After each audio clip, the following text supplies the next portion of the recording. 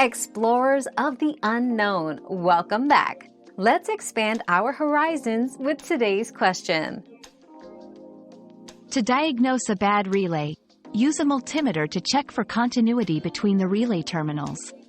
First, verify the relay's coil terminals have power and ground. They should show a resistance value, usually 50 to 120 ohms for a good relay. Next, check the switch terminals, without applying power. For an open circuit, no continuity. Activate the relay by applying power. The switch terminals should now indicate continuity. Absence of these expected changes suggests a malfunctioning relay.